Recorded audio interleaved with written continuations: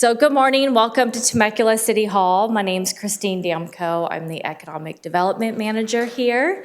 And I wanted to introduce our Mayor Pro Tem, Jessica Alexander. Hello, Jessica. So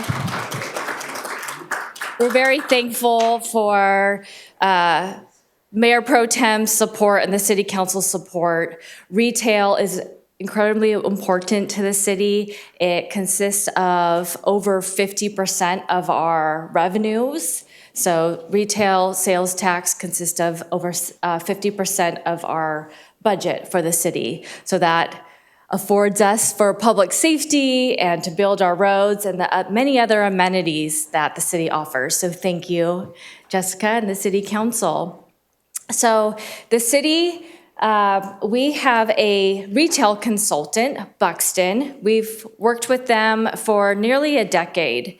And because retail is so important to the city, we know that we need additional information when recruiting or sustaining our retailers and providing information to our existing retailers. And so we have found great success in Buxton.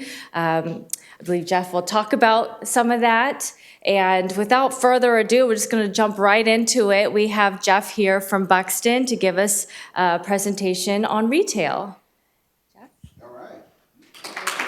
I'll use this. Yeah, if there's any questions. Okay. How's everybody doing this morning? Excellent. Well, thank you for being here. This is the part of the presentation where I invite everybody to the front row. No, I'm just kidding. I would like to invite everybody to come with questions whenever you have a question. Like the purpose of being here today, and Christine invited me in, is to level up everybody who is in the audience, and so that everybody can understand the responsibility, the impact that the team has used the data for, hear from Buxton on what has changed, but also to really understand how all of us as individuals can impact what's going on in the local community that drive exactly what Christine just mentioned. The ability to further serve the community by driving that retail, drive that sales tax in the community itself. So with that, please, if there's a hand raise or anything, we'll try to get a mic to you, or I'll try to repeat questions so that it gets captured in the recording on the YouTube. But thank you for having me here today. This is my first time to physically be here. It's a beautiful place. I had the opportunity to walk down to Old Town just down the street and enjoy a bite at 1909. So beautiful place, and I'm happy to be here today. Very different from the walkability of Dallas-Fort Worth that I have where I call home, where we do not have a very walkable area, and to arrive to sunny and 61 was just beautiful.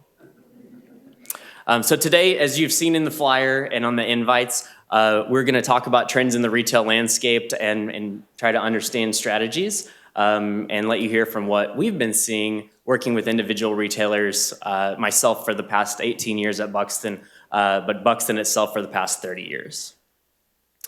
I thought appropriate to start out with what you'll find on the economic development website for Temecula. So this is from your website, from your strategy, from that 2030 Quality of Life Master Plan that was approved by the City Council.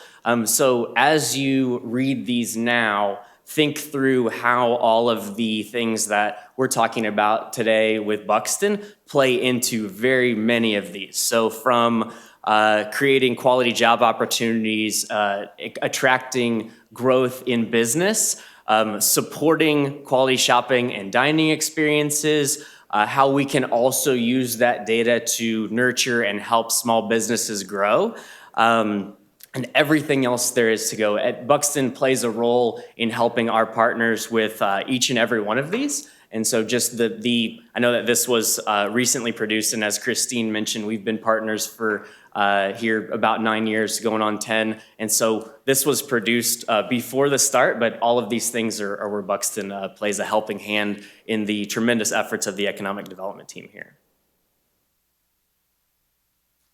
A little bit about Buxton, so you can familiarize yourself. Show of hands as how many people are familiar or have heard of the name Buxton? A lot, okay, excellent. For anybody who hasn't heard, and a little bit deeper for those who have, we've been in retail analytics since 1994. And I like to think of it, we have data, we have analytics, but at the heart of it, we're founded by retailers. We are retailers. Our founder, Tom Buxton, which is where the name comes from, used to open up stores, and this is back when it was a good thing, used to open up stores for Radio Shack.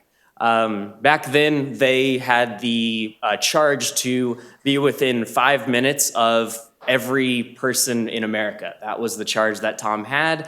He used to open up hundreds of stores every year. About 80% of them did well, and they were popping champagne bottles, and they did great. And he paused and said, why only 80%? Why not 100%? I chose the locations based on great visibility, good ingress, egress, the right 1, 3, 5 mile populations, the right average incomes that should be where I can be successful opening a Radio Shack store. And so Tom founded Buxton on the premise that it's not just people, just that general population, but I need to have enough density of the right buyers of my product.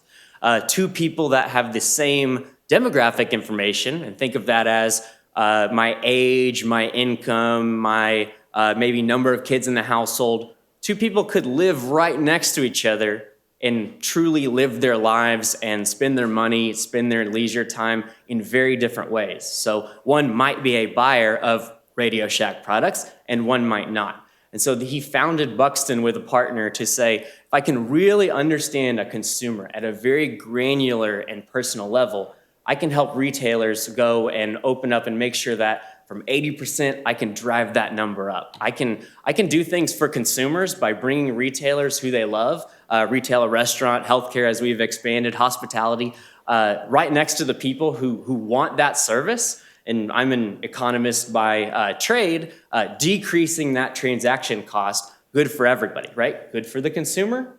I get the things that I want near me. Good for the business. I am near the consumer. It helps keep the cost of goods down for everybody, which is, as a consumer, I love that. That's one of the reasons that I joined Buxton and that I stay there today.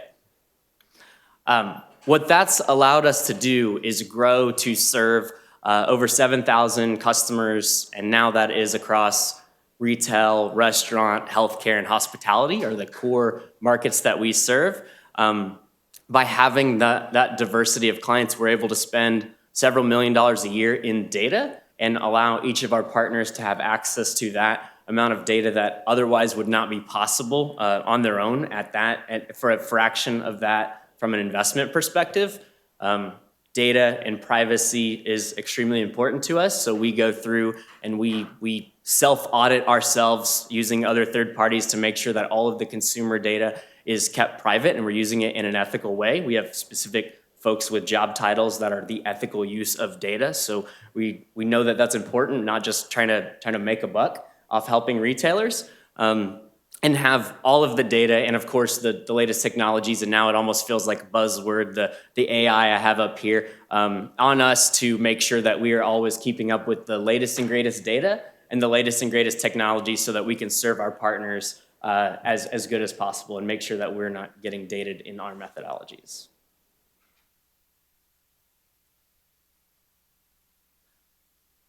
The intelligence is in everything that we do. So the 3 pillars of what Buxton are doing are founded in, I've got to have that retail heart that is our foundation. The analytics are there, the data is there, and then the AI technologies, and really the secret sauce is it being able to mesh all of that together and drive answers in a meaningful way. If I just had the data, I would have a lot of stuff, but I would really have nothing. If I just had analytics, but I didn't really understand how to apply it, I would have nothing. Same way, if I just have AI, I could get a bunch of junk out. And so really the secret sauce of Buxton and what makes us who we are and the right partner for Temecula is being able to blend all of that together to drive answers and not just a mountain of more data as data becomes increasingly available in 2025 here. So we partner, as I mentioned, with the retail, restaurant, healthcare, hospitality, also with economic development and convention visitor bureaus. a lot of what we're helping retailers with is understand that customer at that granular level, like I mentioned, so that we can help them with site selection. So do I want to open up a store in the Promenade? Do I want to open up in Uptown, in Old Town? And then how do I market to those consumers? So you can start to see how working with retailers directly, we're uniquely positioned to then partner with the economic development side of things to say, here's what's important to retailers today. Here's how that's changing. Here's what would resonate to them. We're having a conversation just before the talk here this morning and understanding, hey, we have, it would be really nice to have maybe a hotel here in Old Town or next to in some convention space here. Buxton works with two of the major hoteliers in the country and in the world, Marriott and IHG, and understanding, hey, it's not just I want to go there and I know people would stay there, but I've got to have it operates like a franchise business where they have to have somebody who is also willing to put up the money to build that and, $10, $15 million, not the kind of money that people just have laying around under the mattress, if you will. And these major hoteliers are using more grassroots type efforts as may seem simple, but as simple as like watching the NFL draft to see who is now going to be coming into large sums of money that might now be able to fund such an investment. So all kinds of little details that, one, when I started at Buxton, I would never think that I would have known, but these little details that really make the engine work for us as consumers and as consumers looking to choose to spend their dollars in your community or not. A few brands, I picked a couple brands here who have presence in the immediate or California area, just to give some names to the faces of the general retail that I've been speaking of. All are retailers in different ways, and all are currently using Buxton to help them with location strategy and marketing strategy. One really interesting one that I'll call into here, because it seems maybe different than the rest, is Tesla. You don't really typically think of Tesla as a retailer, maybe not the traditional retailer and not the traditional auto dealer either. The fun story from when Tesla originally hired Buxton was to help them understand the consumer. So they had been high-priced car. This is a top of the top.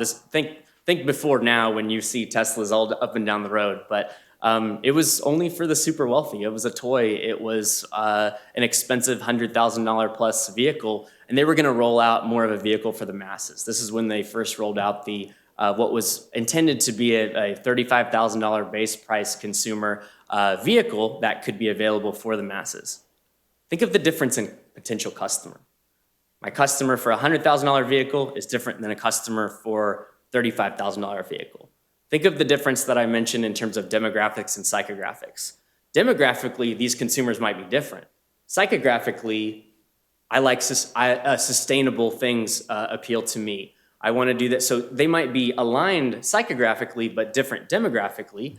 And so Tesla had us understand their reservations that they did hey, $1,000 fully refundable reservation, sign up, give your information, and we'll put you on the waiting list. Well, they got the $1,000, they got the data on consumers who were interested. Buxton got the data to be able to study who are these consumers and how can we better serve them? How are they different? And also, they might live in condos, multifamily housing, apartments. And so I want to make sure that I have a charging network that is accessible to them because they might not be charging at home. So just wanted to tell that story about the one that maybe seemingly doesn't fit here to give you a little bit more behind the scenes on how we're helping these individual retailers plan their strategies and understand their consumers at a very granular level.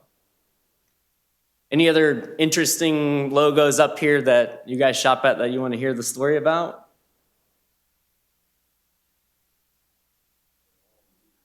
How about Restoration Hardware? Restoration Hardware, thank you. Question from the front row, not surprising, right? So Restoration Hardware used to, and you'll see Restoration Hardware a little bit later in the presentation too, they used to have a little bit of a smaller footprint store. and had inventory all over the place. They were one of the first movers in terms of this. This is even pre-COVID. Think back, well, almost 10 years now.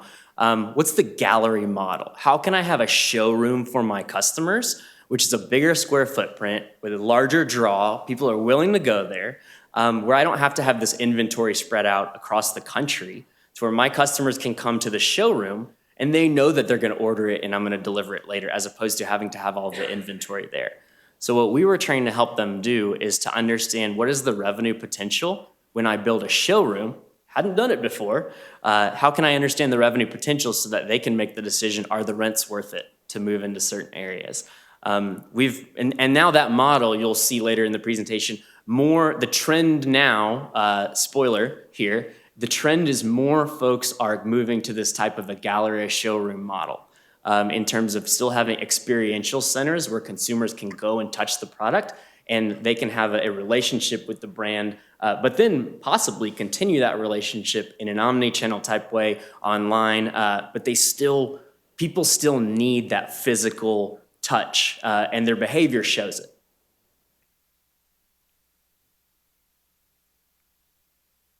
So let's talk a little bit about results, and then we'll go into some by the numbers and trends. But results are, I want to make sure that we are a good steward of your funds, the community's funds, and in partnership with the Economic Development Group. I want to share a few results, tangible results from the investment in Buxton to date, since our partnership started in March 2015. So it was funny in prep for this, back in December, Christine mentioned not to say this was the only strategy, but reaching out to retailers and saying, hey, you should move to Temecula. Wasn't attracting retailers. Wasn't letting Temecula stand out and really get the benefit and speak to retailers like they would. Think about if you're a retailer and you have hundreds, thousands of communities saying you should move to blank, come like me, how are you gonna stand out? And so really making the investment in Buxton was an investment in you guys and in the community to be able to drive significantly meaningful results. Those results, here's the first piece of it, over 100,000 square feet of retailers that Christine and team partly credit to being able to use some of the data to get the conversation. And then I'm not gonna take too much credit because the team has to do all the work. They have to make sure there's a good space, make sure the community is safe, make sure that they're able to make it a viable place for these retailers to show up. But sometimes the data can do a really good job of getting yourself in the conversation to where you stand out from others. So these are specific logos and retailers that Christine and team have mentioned that were attracted and opened the door using Buxton data. So 100,000 square feet, why is that important? The average sales tax per square foot in the country is $325. If you think about just using that average, and each of these individuals are going to have a different sales per square foot, but 100,000 feet at 325 is 32 million and change of annual retail sales. Your sales tax rate is 8.75. That's 2 million plus or minus, using those averages in sales tax dollars generated, the things that keep taxes down for the community and go into the operating budget of continuing to grow the snowball. So the impact of driving high sales per square foot retailers within the city limits and the impact that has on quality of life of the citizens and the overall, and you as consumers as well, is tremendous. And we also have other, as I mentioned, the verticals that we work in, those, you see retailers and restaurants here, healthcare and hospitality. So other studies that have utilized the Buxton data are here bulleted, and including even medical and healthcare insights. Well, half of Buxton's business is helping health systems or medical retail understand their consumers, their patient consumers, so that they can best serve them. Well, because Buxton has that data, Now Christine and team have access to that data in the platform. So it wasn't built for healthcare providers, but now I have it, and it's just an additional benefit without additional investment that the team can use to help improve the community and drive results back there. Same thing with higher education here. We work with the same way that retailers are looking for consumers. We also have a lot of data and help, not as a core, but help the folks in early childhood education and universities. Who is the customer, but the customer is the student. And how can I also do grassroots type efforts to increase population education, things like that. Any questions on the results here? Okay.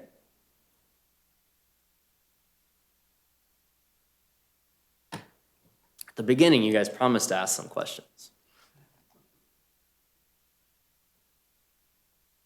So we'll really dive into more discussion, please, here, especially as we talk through things related to the pandemic and some observations. There's a really good opportunity for questions here in terms of the trends, or even off the cuff, like, what do you think about X? Our everything's fair game here.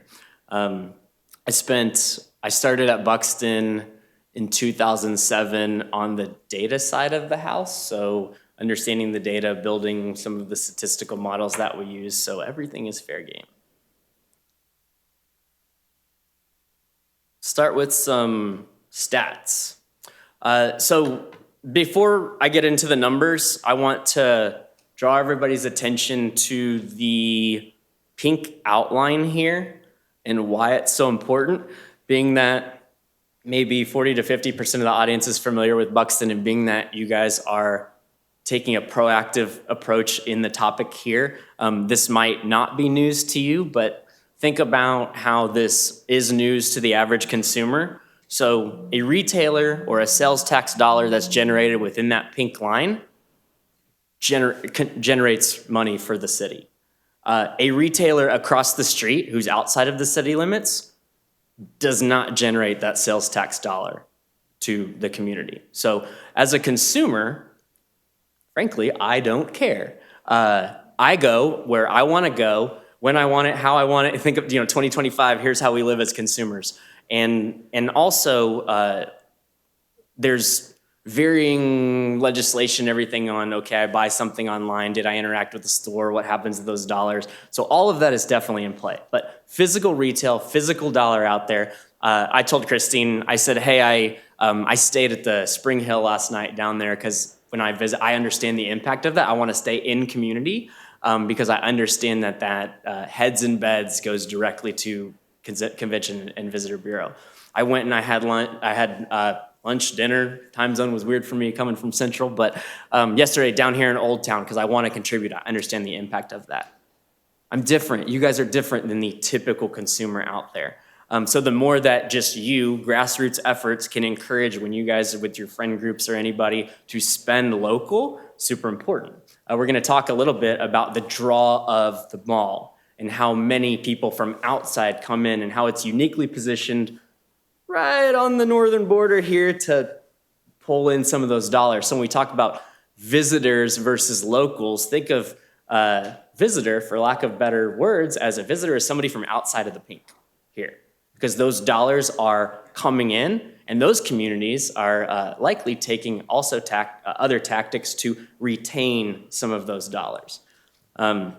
We did a study, just for example, on one of the growing towns in North Dallas area of Texas, McKinney, and they were trying to revitalize their downtown area and understand, okay, what is the leakage, which is a term that we'll use in economic development. What is the leakage of locals and where are they spending their dollars? And so, you saw a couple of slides ago the craft brewery. We saw that a lot of folks were leaving city limits to go to breweries and other areas. But what did they do?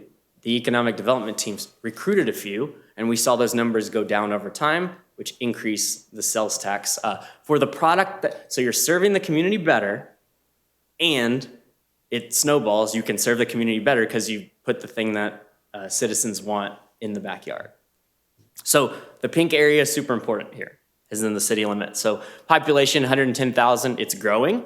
when we're talking to retailers, that's what they're looking for. They're looking for growth. Hey, here's the demographics and psychographics of the community, and it is growing is a good story that resonates with retailers, healthcare providers, you name it. The median age, right around 40, so we'll get a little bit deeper into that in a second. Average household income, obviously there's difference between household income, median household income, disposable income, all of those things come into play. But average retailers, restaurants, they are looking at, hey, what is the average household income of areas? So that is, it is good to have a increasing average household income. And then a few other things that are very important. So 3.1 million annual visitors, travel spending, and safety is important. We have retailers, it seems like more so now, or an increasing number in the past 10 years of retailers and restaurants who are asking Buxton, do you have crime data? Reason is, they would go and open locations and end up having to close them because there's crime. And think about last 10 years, what's happened. You've had riots in Minneapolis and Milwaukee and the areas. And so these things have happened and these acute events have happened. But crime is not a new thing and safety is not a new thing. Some folks will try to pick based on, hey, I want this average demographics here. They'll open up a location. Maybe they went into maybe a lower rent, C type of shopping center because they got a lower rent, and well, there's a reason that it's a little bit of a lower rent, and they get robbed or they get graffiti. Things happen. Store manager doesn't feel safe. The staff doesn't feel safe. They can't fill a staff when it is nice and bright outside, but that creates a bad experience for the consumer, which then they choose to not go back there, even if they do fix the safety problem. A lot of impact of these going on. So the store brand also might have to close a location. Question? I was just going to ask if, back at the time, I'm going to ask if you have trade area comparison. We do, and also the team, I've got Christine's phone number and email in here for follow-up questions on diving into individual trade areas. If anybody in the audience has a property or local business that we can look at now, one of the investments that Buxton's made is more tools so that you guys can get the answers directly through the economic development group, as opposed to 10 years ago when we started, I think it was a phone call to a rep at Buxton to where, we'd be back within a couple of weeks, and now it's a couple minutes. So absolutely. And we'll talk about the mall trade area too, specifically. So everything related to trade area, everything has a different trade area. So there's a grocery store might have a different trade area than the mall. A retailer in the mall might have a different trade area or reach in how far consumers are willing to drive when we say trade area, than an out parcel outside of the mall than a different shopping center. So we'll get into all of that here in a moment. But you guys, everybody who's been involved in keeping the community safe, you guys have done a phenomenal job, and it definitely plays into some of the stats that we're going to show in a moment where the mall ranks. So who are the people of Temecula? We do our analysis in a way where we can take every consumer in the U.S. and bucket them into one of 71 different types based on demographics and then how you live your life, how you spend your money. Truth be told, everybody is a one of one, but we have to group folks up into these similar buckets in order to make it actionable for our customers, and so you can get your hands around it. But Jeff Davis is a one of one. I behave in different scenarios one, and the same with all of the rest of you. So, but if you think about this, really helps retailers fish in a barrel instead of the ocean, if you will. So 71 different types across the U.S. You take all of the people within that pink line. 67 of 71 different types are represented. So there's some types that are only present in super vertical, like New York City or downtown LA, and so they wouldn't be here. But there's at least one person from 67 of 71 different types. Diversity, right? Got a diverse group here. However, 43% of everybody here comes from 4 buckets. So there's diversity. There's also some, I can point retailers and I can understand what drives here, and I can fit retailers that would do well here because the diversity is a good thing sometimes, but being very specific with retailers on, hey, you would do well here because most of the people fit who you're looking for or who drives your business is a very desirable thing as well. So these are the top 4 groups that are represented within that pink boundary, the city limits of Temecula. So they have these fun little names here, and I did some work with an AI assistant that we have to compare and ask, like, hey, who do you think, the prompts, if for anybody familiar with some of the chat GPTs and the other tools out there, hey, who do you think lives in Temecula? And the AI goes and reads the website and reads other stats and cites the source. Hey, I think these people are here. So would it surprise you to know that the top 4 are this across the ages, settled in suburbia, cul-de-sac diversity, and boomers and boomerangs? And the one thing that the AI said was surprising is the amount, specifically the across the ages and boomers and boomerangs are more multi-generational households, which was a surprise to the AI. I thought that most things make sense, but this is the one thing that surprised me, that it was as prominent as it is here today. So maybe not you guys specifically in the audience here, but I'm sure you're thinking of a few specific people who match these profiles as you sit here and read this today. And I'll dive in on the next couple of slides into that B7 to show you some of the interesting and remember, we're an ethical operator of using this data, but otherwise scary data if it were out there and just in the wild. Any surprises or head nods on the diversity? Does that fit what you guys feel about your community? Question? Just over 40% or so, you said? Correct. So what about the rest? The rest of the people are across 63 other different types.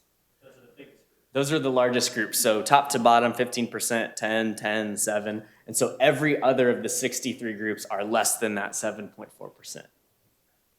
And so for any business, we're able to go and take mobile data and say, or any shopping center, say, hey, what is the profile? What is the actual makeup of the people who have visited this business in the last 6 months, 1 year? What about before COVID versus after COVID? All these questions that we're actually getting from retailers. But every actual business will have a unique profile. You have the term cultured families up there. What does that, I'm sorry to say that, what does that refer to specifically? Does that mean like immigrant families, lifestyle families? What does that refer to? That specific name, I do not know, just to be transparent. But every one of these has the detail behind it. So like the AI is trying to summarize what it is. It is very likely what you're saying in terms of, hey, I have like second generation, third generation type families, multiple languages in the household. That typically resonates with that statement there. But for every one of these, we've got the dictionary of each of these segments that go behind the little name where it's trying to sum it up in as quick as possible. Same question? No, you're good. Okay, so we're gonna dive into B7. This across the ages, 15% of residents in Temecula city limits. This is a lot, so I know you guys will read, but I wanted to not just bullet out the key terms here so you can see how our technology is really taking all of the data points and creating a narrative for these in understanding, it's really hard, like I said at the beginning, you have a bunch of data and we've got census, which is the foundation of all of the consumer segmentations. The latest census was the 2020 census. And then we have all of the other data sets that Buxton is buying from people who aggregate, from people who ask you guys as you sign up for things, hey, do you agree to this terms of service? You flip through about 17 pages of terms of service, you don't read it, you say, I agree, because you want the weather app for free or something. All of that data is you're signing up to say, hey, I'm okay with this, some piece of information being sold about what I'm doing as a consumer. All of that is stitched together, and then it comes out with something like this here. So is it on this page, next page? This one's really interesting, just here as you read the top bullet here. So Christine had mentioned, like, hey, we're hearing a lot of folks want Nordstrom. Like, I love a department store, I love a Nordstrom here. And it's just independent of that, as I was putting together the content for this, it says that the most highest represented group here, like, hey, people like you who are across the country like Nordstrom. So I just thought that was fascinating on saying, like, hey, we'd love a Nordstrom. It's like, well, you'd love a Nordstrom. Now I know we work with Nordstrom and and it's a public company, so I can say this out loud here. Their go forward strategy is to open rack concepts because that's where they get the most margin. So another piece of, you can want it, and the demographics can be great, but maybe their economics of that concept don't work well in the current economy, and they're going forward something else. So it's like the supply doesn't exist to be able to put it there, even though all of the data and all of the things might support it. But really interesting here as we look at the amount of detail that is available for all of these consumer types, and the amount of, it's maybe not 100% accurate for every person who fits into each of these segmentations, but we're trying to get directionally correct. As I mentioned before, every person in this room is a consumer segment of one, because you live your lives very differently than people who are in this consumer segment, but more close than the rest of the 71 different buckets who are different. Sure. I have lots of questions. Yeah. I don't know if we're gonna get to it, so that's why I'm not really that. But so these are people that live in our community. We're not just discussing visitors. Not yet. That's interesting. And I noticed, ghost. I'll repeat the question. Okay. So these are people who live in the community and not visitors, is the first question. And then I've noticed you named a lot of franchised businesses, that map of the businesses that came in.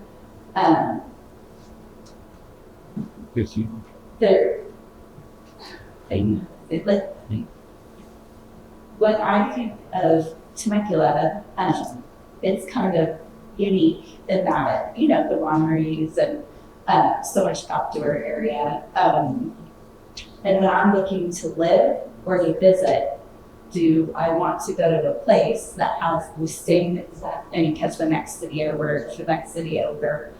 And the wine customers I see, they love and want the unique, small business, that experiential that we talked about, independent, and knowing that the dollar spent at those stays for the city, whereas all those that you're talking, that you showed, all go back to franchises, corporate office in whatever state. So I'm just trying to understand, and I don't know if I should wait. No, this is great. This is a good time for this. I'll repeat your thought. And so the comment was, hey, a lot of the logos that we've seen of what have been attracted are franchise business, or call it chain businesses. Just my word, not yours, but chain businesses. And when I'm looking for a place, I want the look and the feel. I want my community to feel like it's unique, and people, I think that's a benefit as opposed to, so do you have just react to that comment, or do you have a specific question? Oh, it's just how it was I mean, I know he's doing, I mean, I feel I'm a small business, you know, I'm not. So how this, yeah, like this data, this right here is unique. Like this is my customer, and I know they're here, and I just feel dumb. I don't feel wanted. I do not feel welcomed. So many different scenarios, whatnot. But I know we're there, and I talk to them, and they're all wanting sustainability, quality, sick of this throwaway, you know, culture, wanting that experience, the lifestyle shopping center versus a mall, you know, not so much higher end as quality. That's what I feel. So. Yep, for sure. I don't know where to come in with questions. No, that's good. Good comment. Comments, okay. I'll react to comments too. So yes, and so every community has a different strategy. The data is going to be more plentiful for the chain businesses because there's a lot of data that can be aggregated to draw trends of how these different businesses operate. How the team executes on the strategy of using the data is partly your strategy. So you saw on Vision, I forgot the exact name of it, but the 2030 plan and strategy, one of the core pillars is small business.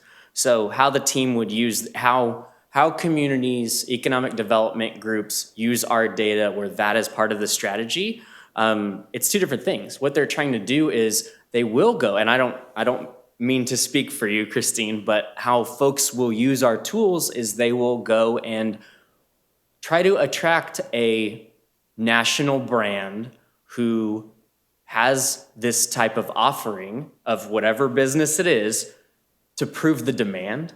And so they'll say, hey, if so-and-so business is gonna try to do it, like they're smart, they use data, they probably pay for a Buxton and they're doing all of this stuff. They're willing to put their money behind it and then try to use in the small business groups to say, hey, how can we open up, like there's demand for this. There's proven demand for this. The B7s are there. So-and-so wants to come in. Like, is there a business opportunity for somebody local to fill this need for consumers? So it's more about assessing the need and then the strategy is how do we fill that need?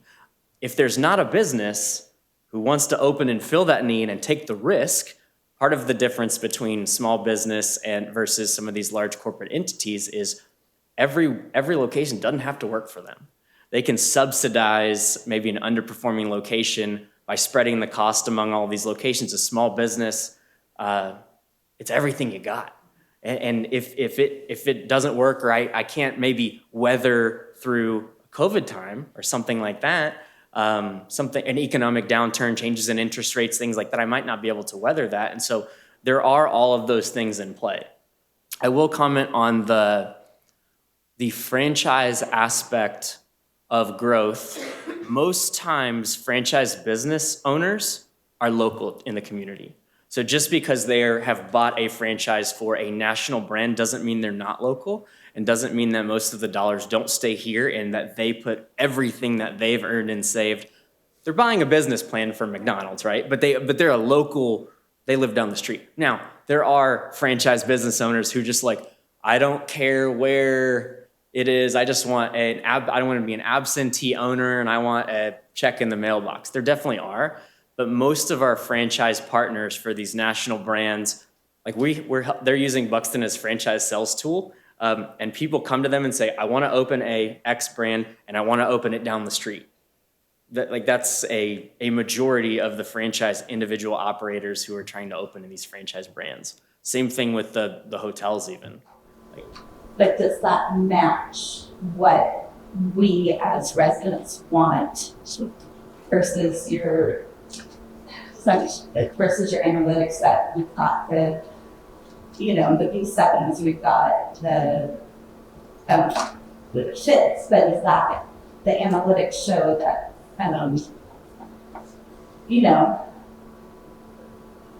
yeah, you mentioned it, it's better. These cheese tanks, she can. Okay, Sure. I just want to be clarify as, for us as retailers to discern who our target audience is. And this, seal that you have, can we contrast it to other cities, for instance? So like the target audience that Portia just described, is there a category for that? And then could we see the percentage of people in Temecula like that versus Pearl Valley and example to kind of just make sure we're in the right city? You got it. Yeah, absolutely. Yes. So through the tool, thank you for your question and your question. I asked for the participation, right? So this is good. It's more meaningful for me to talk about things that are important to you guys than just to, go through a presentation deck. So yes. So Christine and team have access to our tool that allows them now through our more recent developments to pull on the fly reports of who are the visitors of any business and your actual visitors. What are their segmentation codes like this? And you can also go to a neighboring community and say, hey, who are their visitors? Where do they come from? And you can do the same thing and do comparison, and it takes a couple of minutes in our software that the team has access to. So absolutely. And that's close to the end. I have hey, here's Christine's email and phone number for some of those follow-ups. So she asked for this, right? So she said, yes, drive them to us. We were here to help everybody. But that is one of the tools that the team has access to. I'm Betsy Lowry, assistant to the city manager, and I just wanted to welcome you here from the city manager's office. Recognize that our mayor pro tem is in the audience, along with some very important individuals here who own small businesses. And as a resident and also working here, I've been here 30 years in the city of Temecula, living here, and it is the unique small businesses that the residents that bring the charm to the city of Temecula. So those who shop at the big names also shop at the smaller resident, as the smaller businesses, and that's what the charm is. And you can see it in Old Town and all throughout the city. But we also have our CEOs here, Chamber, our regional mall. I think you know that everybody's here, and you can tell the heart of our economic development team, Christine, is retail development and attraction, retention, and especially our small businesses. So thank you, Buxton, Absolutely. for being the best partner to the city here for our economic development team. Appreciate that. Thank you. And the same way, when I checked in at the Spring Hill down the road, I said, what's a good spot to grab a bite? None chain. So, right?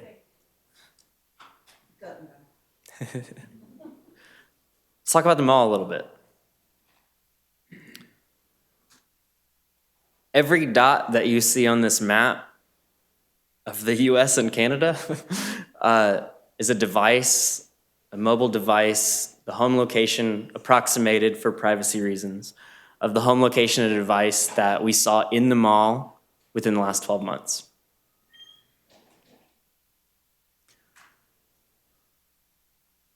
We talked about the rankings, and I was in just a little bit earlier talking about some of the rankings, and sometimes when we'll do a presentation, we're asked about like, hey, where do we rank and everything, and a lot of times people are 100 down, couple hundred down. You have a major attraction here where the same people, based on the comment, the same people that shop at the major retailers are also shopping in small business, but to have a sales tax generator like a top 10 super regional mall in your backyard is awesome. 23% of the visits from these consumers are outside of 40 miles. Probably what the average person here thinks of when they think of a visitor, somebody who's coming in, Jeff's dollar that was spent there, Jeff whose device showed up there. But really, you got to think about the city limits. I talked about that pink outline earlier in terms of a visitor, a dollar that you're attracting that is not going to somebody's home city limits are majority of the people who have visited the promenade. So did you think the map would look like that, Jeff? Yeah. It's crazy, right? Yeah.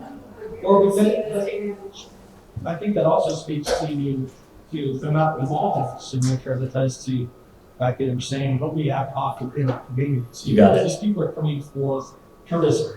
Yep. Things will be often, and everybody to trip to the bottom of here. Yep. Got it.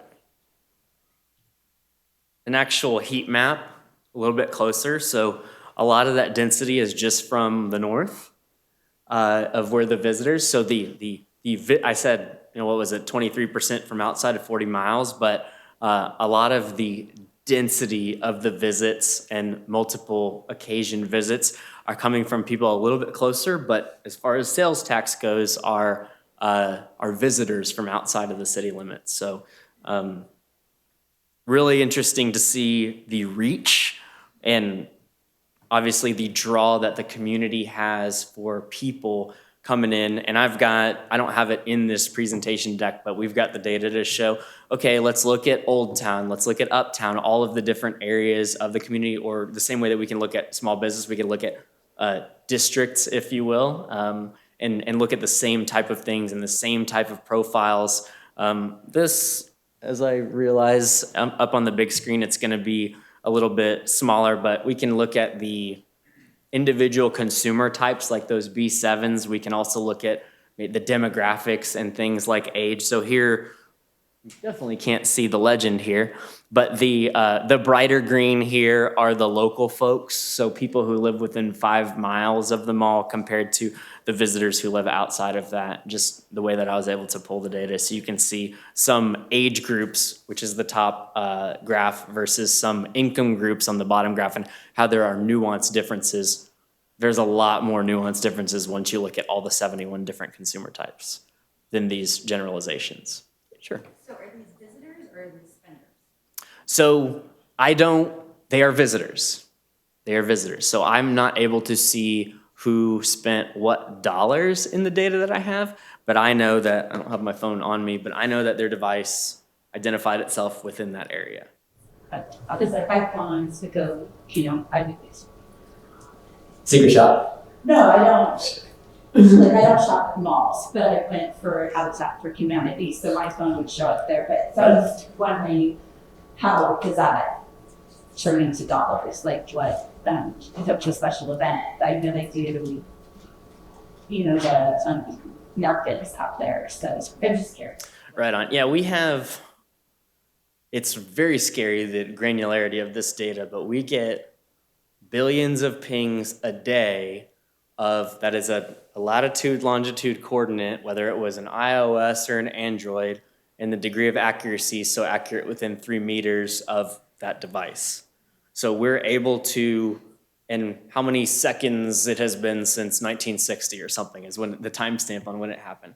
So we're able to carve out, okay, I want to take out a certain, I just pulled general data for this presentation, but hey, I want to carve out this day, or I had a festival, or I had this event, and I want to look at only visitors during then. Where did I drive the impact? So we have, one of Buxton's data strategies is to get things as granular as we can so that we can go wild with our imagination on helping with some of these business questions, but we're definitely able to, in the data, take out time frames or days to be able to really hone in on the visitors that we're trying to do.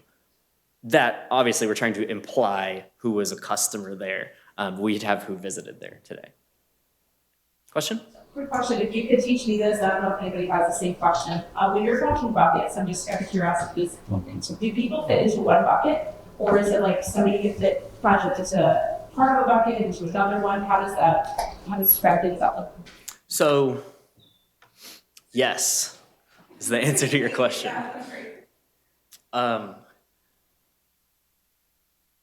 Everybody is a different consumer bucket depending on the actual moment in time or the occasion that is happening. In our data, for simplicity's sake, we're saying, hey, on the whole, every household is in one and only one bucket.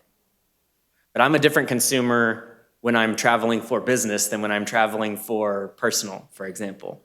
But so in reality, everybody has a bunch of different segments depending on what you're doing at that moment in time. But for this analysis and for like the B7 there, over the course of, call it a year, on average, here's how you operate as a consumer if you're in a B7 segment.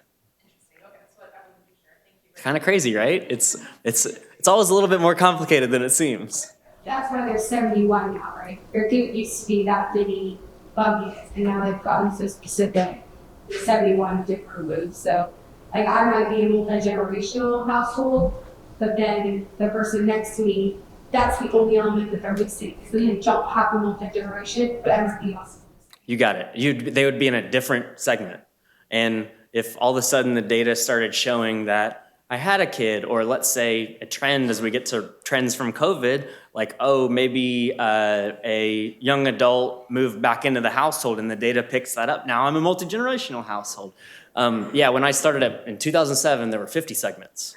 And then there were 60, and now there's 71. But there's really as many segments as there are people, like in the reality of it. But we try to simplify, which also means less specific. It's a balance between how do I get as directionally accurate as possible without losing the magic of everybody's individuality. Let's talk about some trends from COVID. How are we all doing on time? We're okay? As long as I'm at the airport by 3, we're good.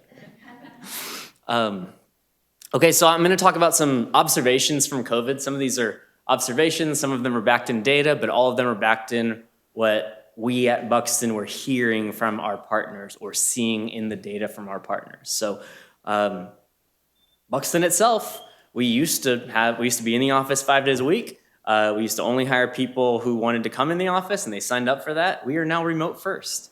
I have team members. I have a team member in Romania. I have a team member in Nigeria. Like we're like the world is it's great for talent, but also there's the challenges, right? So businesses around here, and even businesses that are the retailers, like say that you were attracting a chain retailer or somebody, they're going through the same thing. Now you're hearing more of, there's not a day in the news that doesn't go by where some big corporation isn't, hey, we're going back to the office, so what's the fallout? They're offering people who maybe don't want to do that, or maybe they moved out of market. They're offering them severance packages or early retirement, things like that. So this is real, a real observation that we had observed. The data's spotty on this because for the same reason as the answer of I see where devices are, I can imply where people are working, but I don't know where people are working.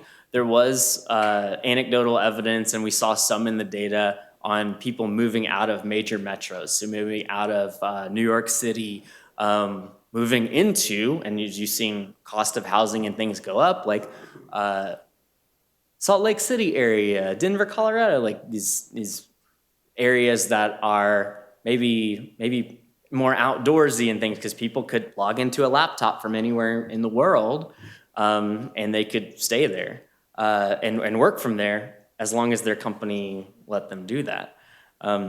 So that's more, you're seeing some flips, but some downtown areas are not doing well, where all of the business was based on like restaurant sector, lunch traffic. People are going dark and haven't reopened. Things are starting to move and reopen. We have an area in downtown Fort Worth, where that's the nearest downtown to me, where downtown is suffering, but somebody took advantage and of an area maybe 3 or 4 miles to the north, and it's thriving. So it's not just like, oh, downtowns are suffering. It's also putting the right people in the right place, the right businesses there that people want, and being able to adapt and not just think we're gonna weather the storm.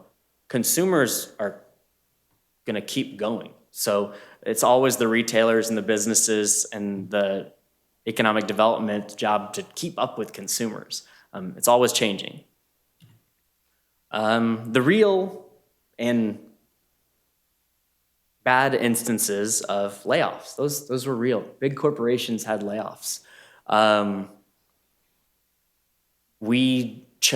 Buxton chose as a partner, when we didn't have people cut consumers going into restaurants or going into retails, they didn't have sales. There were a lot of people who couldn't pay their bill with Buxton. We chose to, hey, let them out of contracts. We said goodbye to some good friends because we were doing that instead of, we're not going to take a partner to court or something like that when this is the real circumstance. But it has caused companies like Buxton to create more DIY tools so that people can get more out of their existing investments. So as I've mentioned a couple times, like, hey, we now have this tool. Christine and team used to have to call Buxton and we'd have a rep answer the phone. And now we have tools where she can go do that at 3 a.m. if she wants to, get an answer in a couple minutes. When I started at Buxton, we used to, on an answer like that, we used to run some SQL servers back in a barn, and they'd run for 2.5 days, and we'd FedEx next day a report out to a retailer. Now it takes 3 minutes, and it's too slow. So it's more of the same there. And then people are required to do more with less. So companies like Buxton are focused on giving more answers as opposed to, I mentioned earlier, I don't just need to be able to produce a bunch of data for our partners to dig through, which is why as you're talking with anybody in terms of recruitment efforts, or even do you want to grow the business, you got to kind of start with the answer as opposed to like, hey, would you be willing to give it a try? Even if it's a local person who might put their entire savings into an investment of starting a new business. There were regulatory shutdowns. Everyone was part of that. Everyone experienced that here as consumers. Well, what changed? A couple of things that changed the most are the infrastructure in restaurant and even grocery that I'll touch on here in a little bit too. Restaurants who had never had delivery options, direct to consumer, now had delivery options. People who were already doing that doubled down. People who weren't doing it found a way to start doing it. Grocery started doing more delivery, they increased the cost so that they can have it free. Somebody's got to pay for it, but more options for consumers. And it was just, I don't know, it was accelerated by like 10 years based on that pandemic and having to.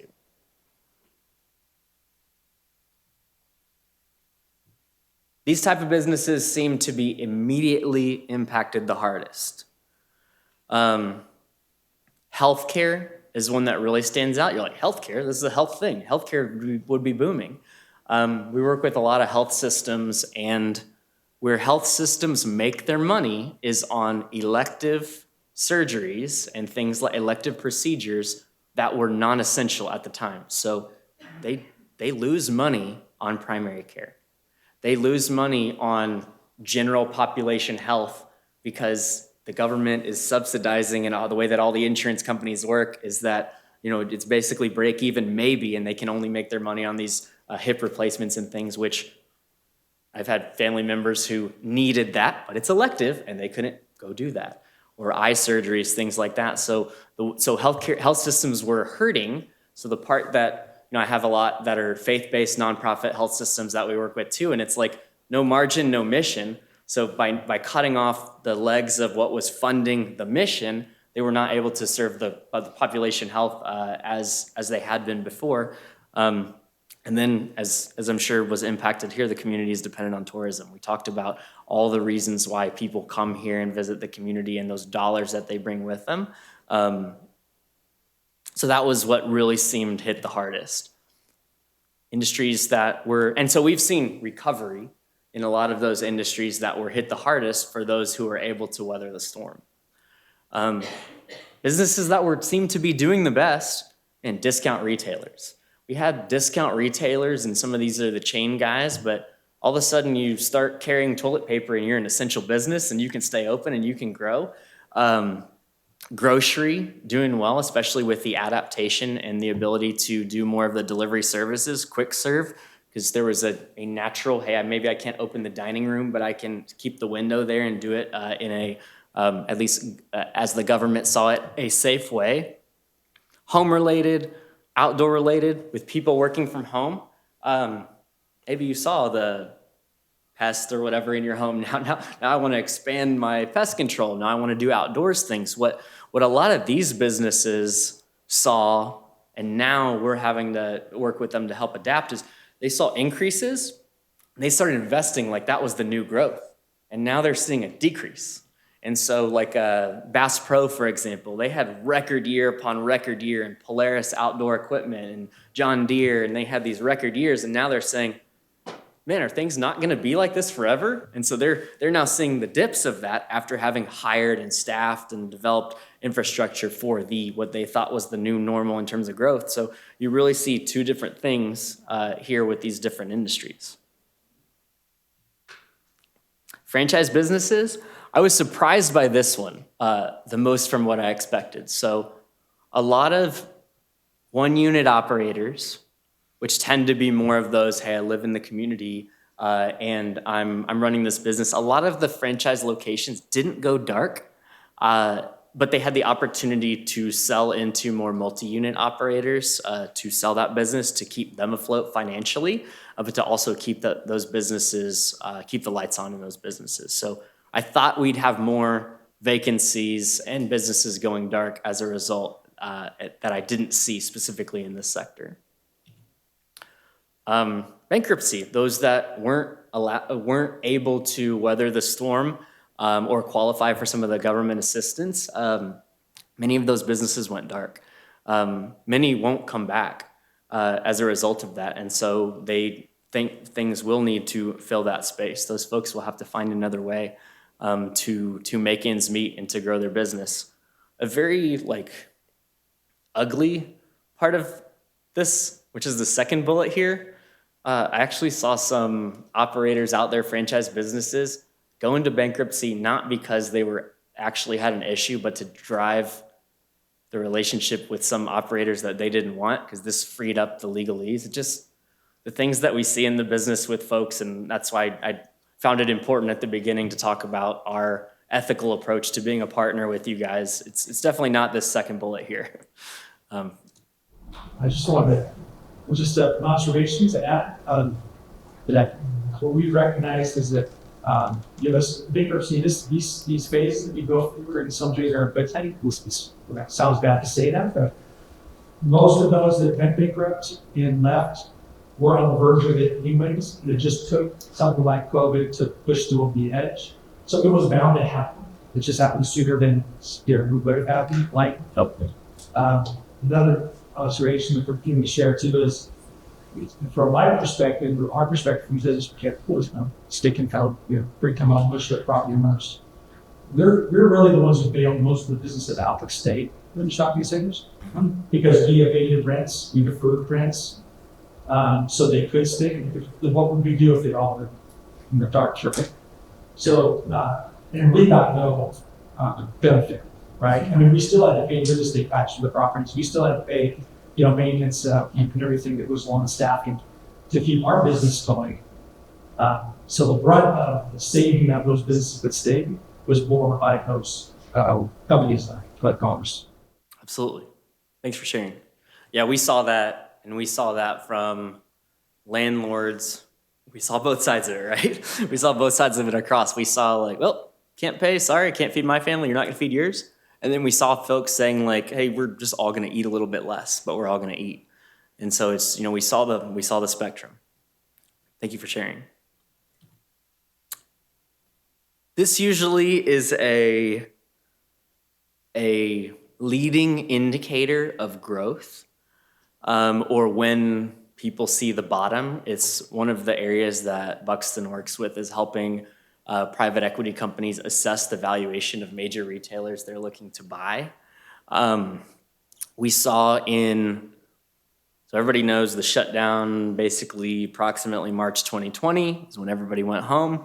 Everything was shut down. By July and August, the private equity community was starting to ask of work from Buxton again, which told us, okay, the investors see that's the bottom, if you will, and they're gonna start investing and buying these assets that they think are distressed, that they think that they can grow. For them, it all is about the money. We saw a lull the last couple of years.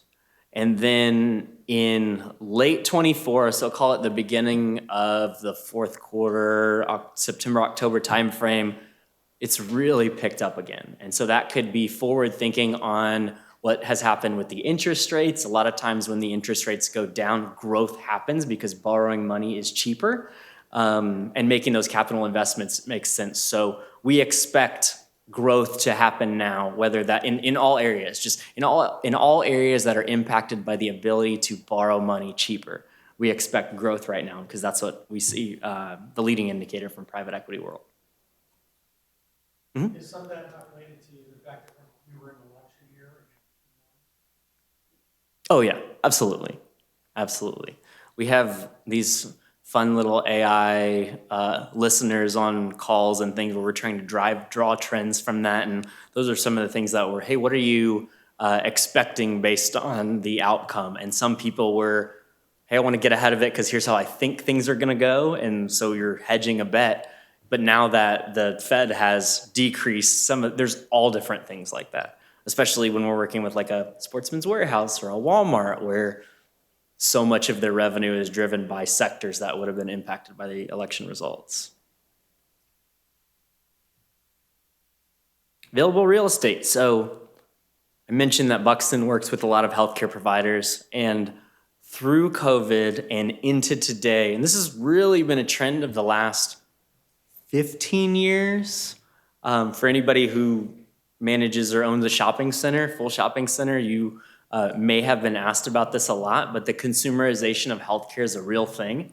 You as consumers of healthcare have probably seen this a little bit. Like it used to be there's a hospital district. If I need anything, I gotta go to hospital district. Now, people are trying to get into neighborhood centers more and offering all of these maybe single service lines or even medical retail where private equity is putting a lot of money into the most profitable service lines, not doing primary care, but putting a lot of money into like freestanding emergency departments and imaging and things like that. And what that means is A, healthcare is getting more convenient to the consumer, but B, that 1,500, 2,000 square foot site that maybe was a vacancy, now it's more competitive. So where we thought maybe interest rates or rent rates might go down because the pool of retailers maybe is less post-COVID, well, it's just as competitive because now there's another player who's vying for that same size space, which, okay, population health is one thing. I want to have the right mix of services in a shopping center for my community. If I put a healthcare provider in there, how does that impact the sales tax or the lack of sales tax generation? All of these things are factors that the team is considering.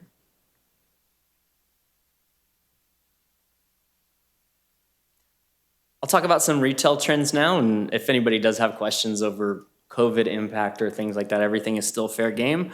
I mentioned this earlier, so you guys have seen in the news and all over the place in keeping up with retail, this experience storefronts. There was the question earlier about restoration hardware and what we're helping them with. You will continue to see more of this. Larger box retailers who are open smaller versions to get closer to their customers as opposed to assuming the customers will drive so far to be there.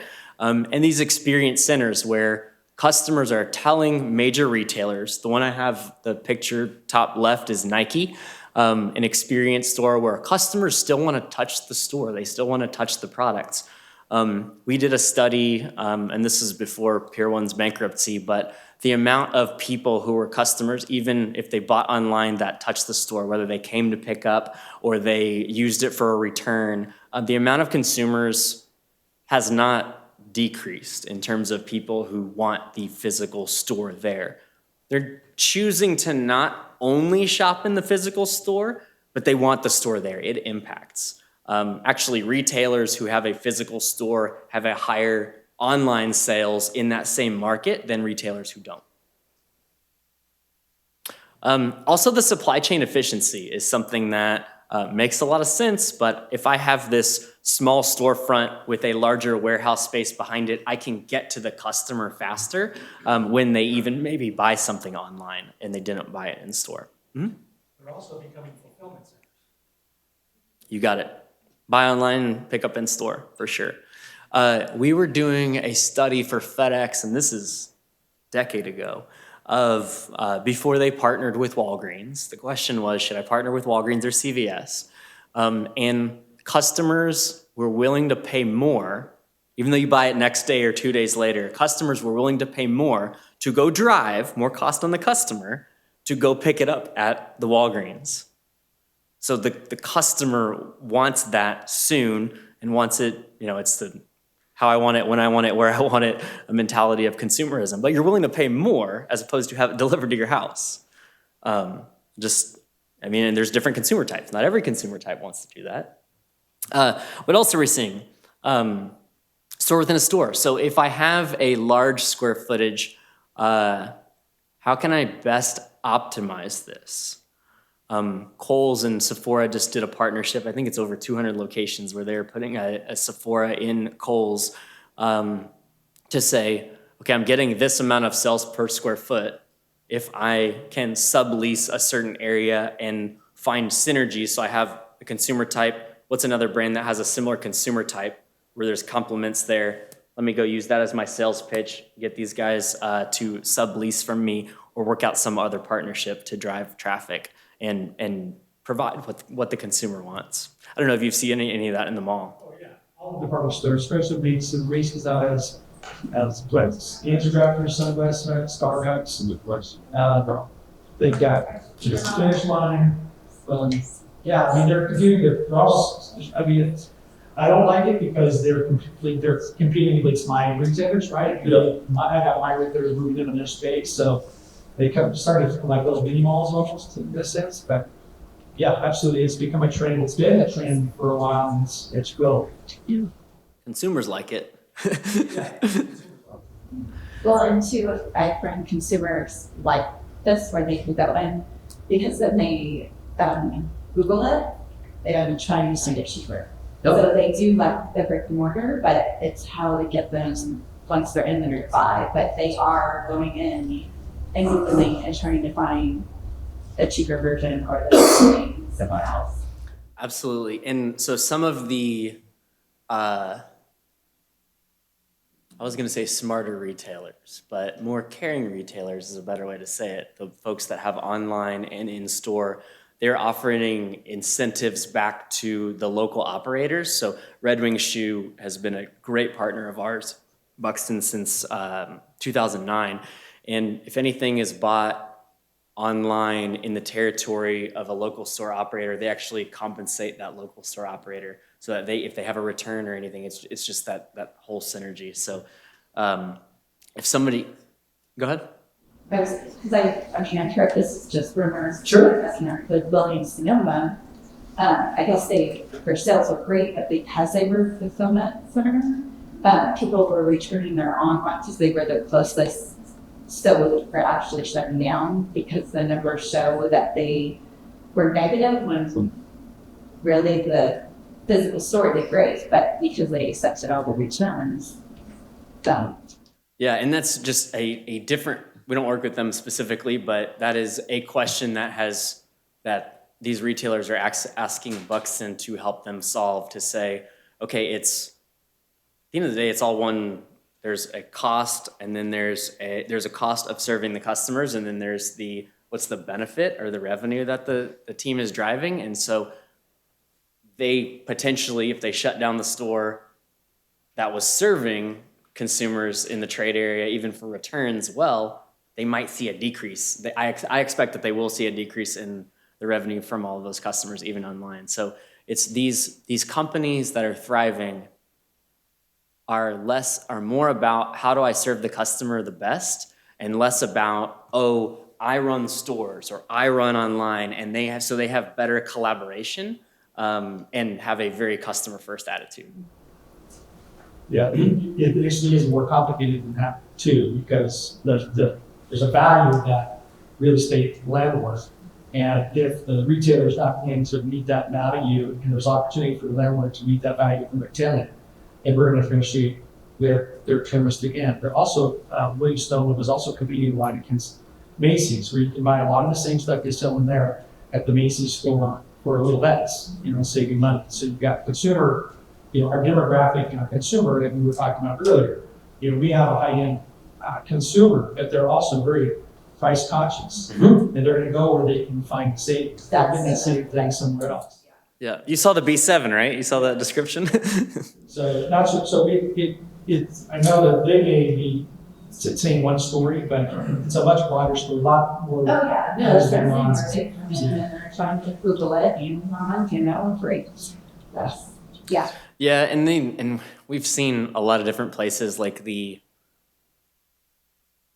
I'm just checking a box approach is, well, hey, we price match, but like who's doing it proactively? Who's the people who are doing it proactively and they're going to the consumers and actually changing the price because they know, as opposed to putting all the onus on the consumer? Those are the retailers that are winning and won't have to make some drastic changes as a result of that. The people who want to put all the cost on the consumer, they will, oops. And that is the end. No, I'm just kidding. Okay, we fell asleep for a second. Okay, retailers, a couple of other trends just here as we wrap up. We've seen a huge number. One of the taglines on what we're going to talk about is like, is retail dead? Is brick and mortar dead? We've had a ton of these companies who started online only, who are pursuing massive expansion, physical expansion opportunities, and partnering with Buxton to do that. Wayfair, that's their first physical store, if anybody shopped Wayfair. Vuori has opened up, I think now maybe 100 or so. I had the actual numbers in here somewhere. But they had no locations, and now they have 100 locations. Warby Parker has a couple hundred locations. They had none because they're listening to their customer about like, I want to feel the product. I want to see it. They have great technology to where you can see your glasses on you there, but I'm a little bit of an older soul, and I want to touch it and feel it and put it on and make sure it feels substantial.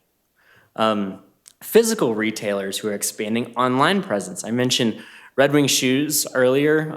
They've got 500 physical locations. They started as a manufacturer during the First World War, building footwear for soldiers. They just launched a direct-to-consumer online website this year.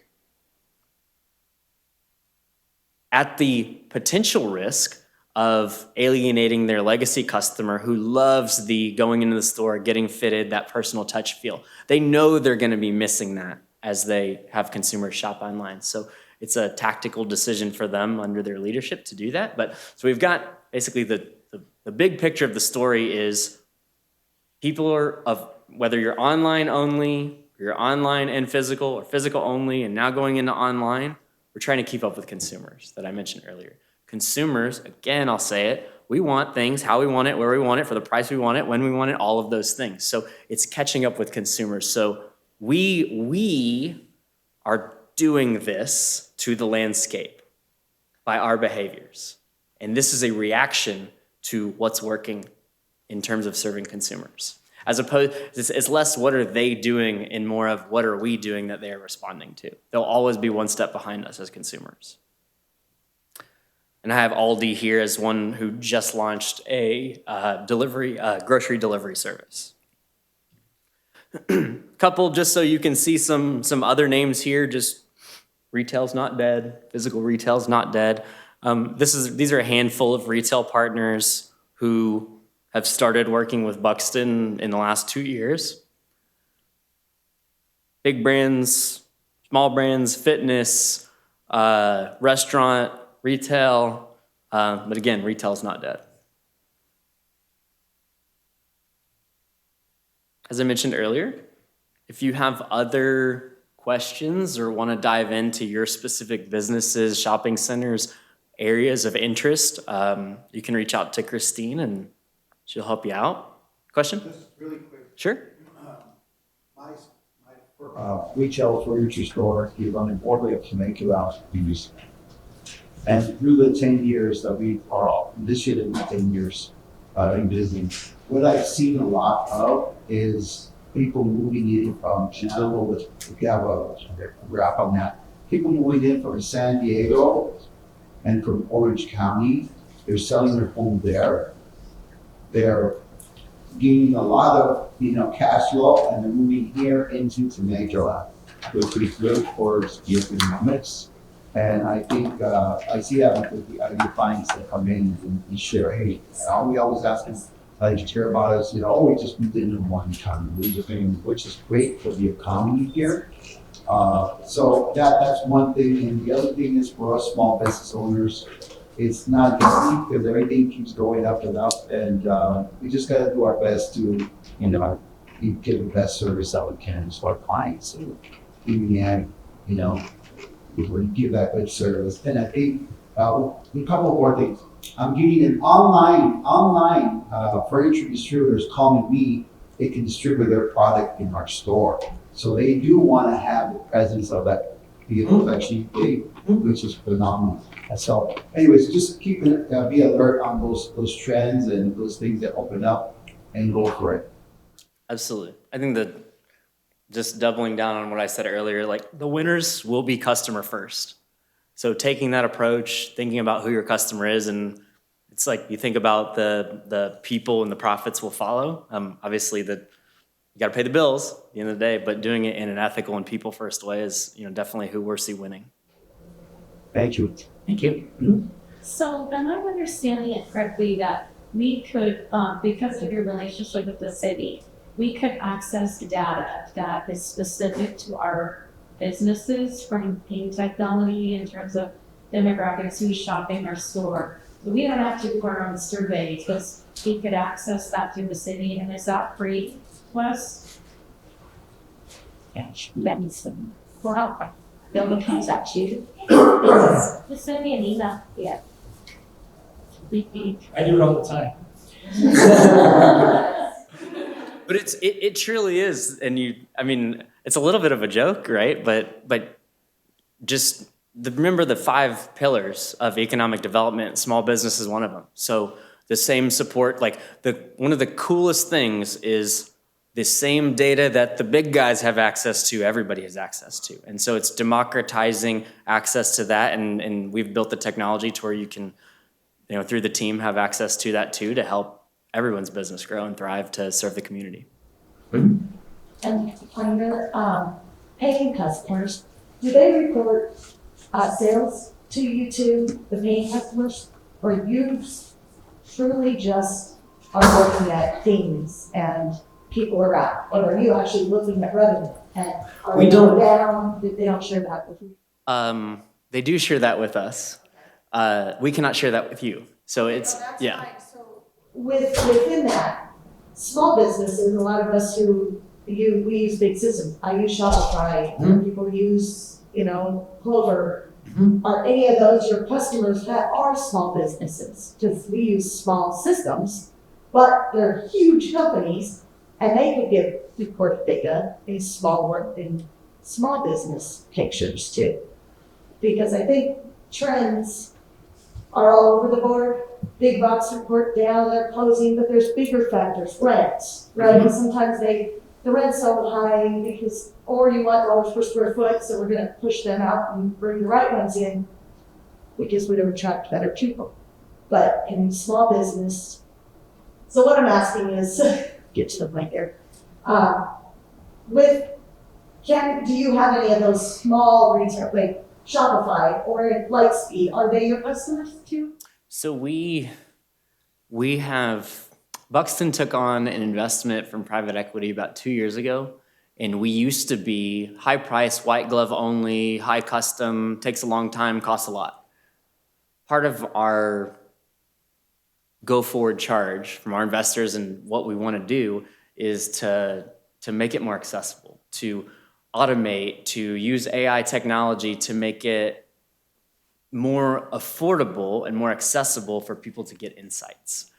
We just bought a company last January that ties directly into Shopify that helps get insights for Shopify customers. And everybody has a different price point of this, and we're gonna roll something out pretty soon that's like, hey, if you're a Shopify shop, then you can get a subscription for $1,000 a month to get insights. That's still not inexpensive, right? But the retailers, where you see the names on here, they're paying $150,000 a year, for the insights. So for $1,000 a month to be able to get access to what folks are doing, everybody has to make their decisions, which is why, because I do have the transaction data from these retailers, I know what the truth is, and I know how to look at the mobile data to say, okay, how do I pull out the noise? How do I do all of this? So I have a truth set, and we've used all that. So somebody else with the mobile data would have a different answer than ours because we have the truth set, and we have taken out the noise and we've calibrated things to the truth. So by using the mobile data at no additional cost to you that the city has afforded you, I would absolutely lean into that as opposed to thinking, well, I need to know very much more granular. You're going to get 80% of the way there by using the mobile data. Yeah, I just want to say that, look, and for small businesses that are represented here, I mean, it's a tremendous asset for the city to provide this information for all of you, all of us. I can tell you, you're working for big companies, you've spent a lot of money over the years for companies like Buxton, Alexander Babbage, some used before, so for a lot of that data, it's very costly. So to have access to it for free from the city, and I don't know what their contract is, but I'm sure it's not cheap, but it's a tremendous help for all of you. And it's a big asset for the city to do that. It brings you no value if you don't use it. So the information is here.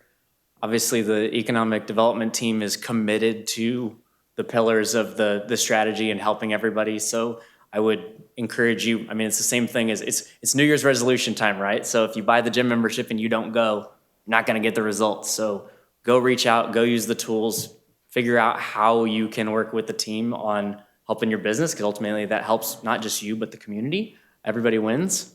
It's all about the people in the community. Mm-hmm. So just to kind of along what she's saying, to understand this is that this is purely AI, mobile pings. This, you don't ever look at what the customer is actually spending or actually asking them, the resident or consumer, what they want. Correct. Yeah, so it's Thanks.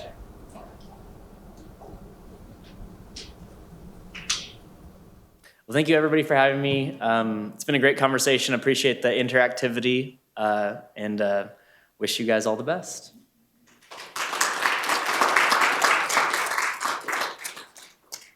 Thank you, Jeff. I found it very informative. I hope you all as well. So thank you for coming out, and thank you for shopping our town while you're here. We appreciate it. Like I mentioned, Jonathan is recording this. It'll be on the city's YouTube shortly. And feel free to email me if you're interested in a report. We also have a lot of Buxton data already on our website. On the economic development page, we have a lot of data on there, so check that out. And finally, this is only one layer of our strategy. We have a lot of small business resources through our Temecula Valley Entrepreneurs Exchange. We have partners in the community. Our Chamber of Commerce also has wonderful programs, as well as the Economic Development Corporation on a regional level. So a lot of partners and a lot of resources. Feel free to reach out to me and we'll help you the best we can. Otherwise, take care. Thank you all.